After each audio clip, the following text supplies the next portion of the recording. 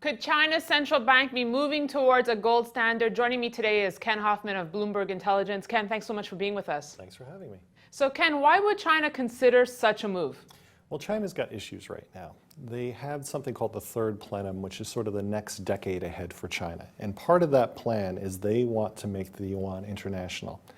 The issue they have is they've issued a lot of yuan. They have, if you were to just put on a dollars to dollars basis, how much money China's put out there, they have more money in the world than the US and Europe combined. Now, the reason this doesn't cause a lot of inflation is because the yuan isn't internationalized. You can't freely trade it, and so they really have been able to keep a lid on the value of the yuan. The question is, if they are going to go and make this international, how do they back that currency so it doesn't collapse? And that leads us to at least consider, could they go on a gold standard? Right, and what is the probability of it?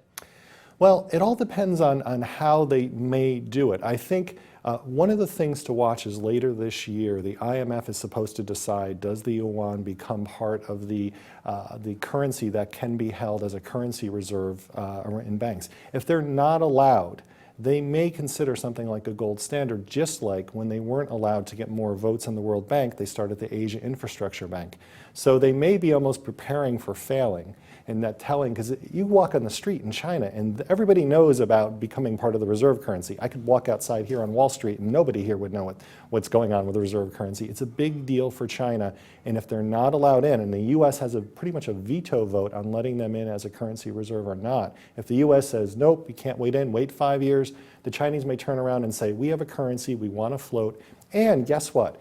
We want to back this, be the only currency on earth backed by a metal being gold. Right, but how difficult of a process is it to back the Chinese yuan with gold? I'm thinking it's not an easy feat here. They've already started to do just that. They're laying the groundworks. They've built vaults. They've been buying, they're the world's biggest buyer of gold. They've started a China gold bank 2 months ago where they said they're raising $16.5 billion to buy gold for other central banks to put their gold in China. So they're doing a lot of the building blocks that if they wanted to, they could build a gold standard. So Ken, if it were to occur, what would it do to the price of gold? Well, first to be how they would do it. They couldn't back all of their currency with gold. There's just not enough gold in the world to do that. What they could do is back gold that is held by central banks around the world, therefore they wouldn't need as much. So the big question is, how much gold do they hold? Right. We officially know they hold around 1,000 metric tons, and they only updated that 6 years ago. We know the US has about 8,800 metric tons, and our guess at Bloomberg Intelligence is they have around 3,600 to 4,000 metric tons is what they've built. If it's quite a bit more than that, it gives them a lot of leeway to go out there and back the currency. Right. Well, is there a certain amount needed to get onto a gold standard that you know of? No, I mean, a gold standard, plain and simple, it's not a big constraint on a currency. It actually is something that worked for hundreds, if not thousands of years. It's not this horrible thing.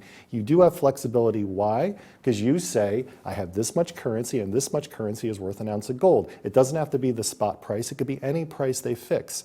And interestingly enough, China's starting their own yuan-based gold fix. So there's a lot of things that they could do to make this work. So, Ken, would it be a game changer? And if so, who would it affect most? It would be a game changer.